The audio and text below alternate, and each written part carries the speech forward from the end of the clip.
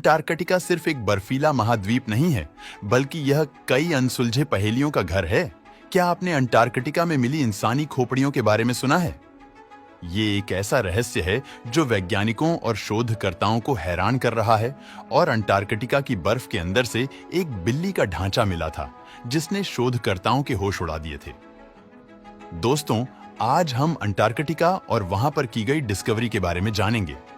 हमारी पृथ्वी पर कुल 7 महाद्वीप मौजूद हैं और अंटार्कटिका दुनिया का 5वां सबसे बड़ा महाद्वीप है, जो पूरे का पूरा बर्फ से भरा हुआ है। अंटार्कटिका बर्फ का इतना बड़ा कॉन्टिनेंट है जिस पर 5 किलोमीटर गहराई तक सिर्फ बर्फ ही बर्फ है, जिसने इस कॉन्टिनेंट के 97% हिस्से को कवर किया हुआ है। बर्फ का यह कॉन्टिनेंट पूरे 1,06,36,000 वर्ग किलोमीटर के क्षेत्र पर फैला हुआ है।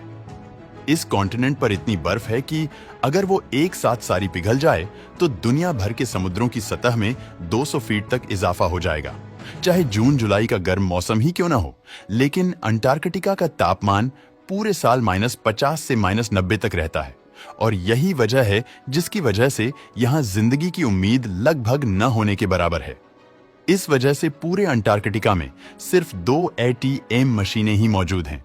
यहाँ गर्मियों के 6 महीने लगातार दिन रहता है और सर्दियों के 6 महीने लगातार रात। ना ही अंटार्कटिका में कोई टाइम जोन फॉलो होता है और ना ही इस कॉन्टिनेंट पर किसी कंट्री का कब्जा है। कई लोगों का यह मानना है कि अंटार्कटिका की इस बर्फ के नीचे कई राज्य छुपे हुए हैं, और कुछ लोगों का मानना है कि इस बर्फ के नीचे एक दूसरी दुनिया मौजूद है। कुछ लोगों का यह विचार है कि इस बर्फ की परत के नीचे एलियन के अंतरिक्ष यान जमे हुए स्थिति में मौजूद हैं, और कुछ लोगों का यह मानना है कि यहाँ हिटलर की खुफिया मिलिट्री बेस मौजूद है। 11,000 साल पहले एक ऐसा नेचुरल डिजास्टर आया था जिसका निशाना एक ऐसा शहर था जहां के लोग खुद को भगवान समझते थे, और वो शहर और कोई नहीं बल्कि अटलांटिस था। कहा जाता है कि अटलांटिस गुमशुदा शहर भी अंटार्कटिका पर मौजूद बर्फ के पहाड़ों के नीचे ही कहीं खोया हुआ है। साफ शब्दों में कहें तो बर्फ के इस कॉन्टिनेंट में ऐसे ऐसे राज्य दफन हैं जिसके बारे में कोई सोच भी नहीं सकता। पिछले कई सालों से वैज्ञानिक और शोधकर्ता अंटार्कटिका के रहस्यों को ढूंढ निकालने की लगातार कोशिशों में लगे हुए हैं, और शोध के दौरान इन्होंने ऐसी ऐसी चीजें खोजी हैं जिन्होंने इन रहस्यों को उजागर करने की बजाय इस महाद्वीप को और भी रहस्यमय बना दिया है। यूं कहें कि अंटार्कटिका की मिस्ट्री सुलझने की बजाय उलझती ही जा रही है। अंटार्कटिका से अब तक 400 से भी ज्यादा झील डिस्कवर हो चुकी है, जो बर्फ की लेयर्स के नीचे छुपी हुई हैं। 2009 में अंटार्कटिका की बर्फ के अंदर से एक बिल्ली का ढांचा मिला था, जिसने शोधकर्ताओं के होश उड़ा दिए थे। हैरत की बात यह थी कि यह ढांचा किसी आम बिल्ली का नहीं था।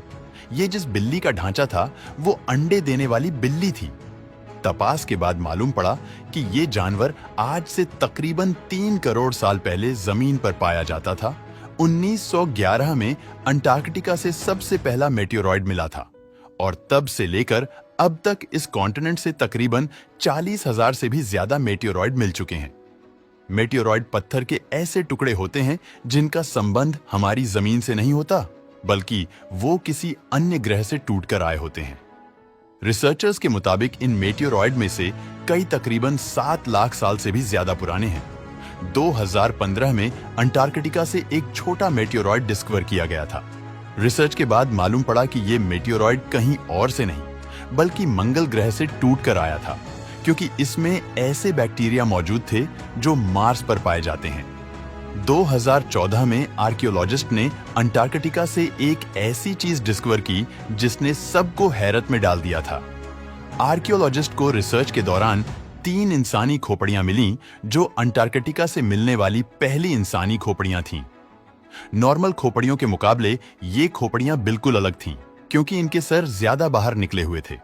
इस तरह की खोपड़ियां साइंटिस्ट को इजिप्ट और पेरू से भी मिल चुकी हैं, जो इस बात की तरफ इशारा देती हैं कि शायद आज से हजारों साल पहले अंटार्कटिका में भी लोग रहा करते थे, जिनका कोई न कोई संबंध इजिप्ट सिविलाइजेशन से भी जरूर रहा होगा।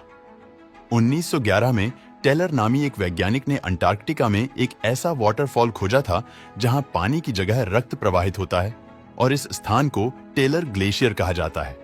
कई सालों तक यही माना जाता रहा था कि इस ग्लेशियर के अंदर से खून बहता है, लेकिन रिसर्च के बाद यह मालूम हुआ कि इस ग्लेशियर के नीचे एक बहुत बड़ी पानी की झील मौजूद है और इस पानी में समुद्र के पानी से भी 3 गुना ज्यादा सॉल्ट मौजूद है।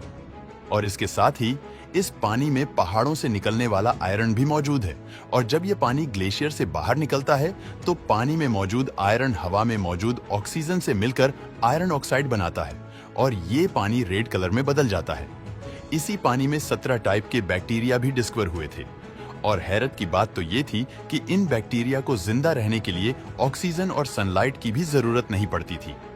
वैज्ञानिकों और शोधकर्ताओं का यह मानना है कि ये बैक्टीरिया उन ग्रहों पर मौजूद होते हैं जहां ऑक्सीजन और सूर्य का प्रकाश नहीं होता, लेकिन ये बैक्टीरिया हमारी जमीन पर कहां से आए? ये राज भी अंटार्कटिका की मिस्ट्री को उलझा रहा है। वैज्ञानिकों को करीब 1.5 करोड़ वर्ग किलोमीटर पर फैले बर्फ के इस महाद्वीप से कुछ ऐसे सबूत भी मिल चुके हैं जो इस बात की गवाही देते हैं कि आज से लाखों साल पहले अंटार्कटिका पर भी जीवन था और यह जगह रहने लायक थी। 1980 में शोधकर्ता को अंटार्कटिका से डायनासोर के अवशेष भी मिले हैं और तब से लेकर अभी तक कई डायनासोर के अवशेष मिल चुके हैं और रिसर्च करके पता चला कि ये अवशेष 80 लाख साल पुराने हैं, यानी उस टाइम यह जगह रहने लायक थी। दोस्तों, आपको वीडियो पसंद आया हो तो लाइक और शेयर करें।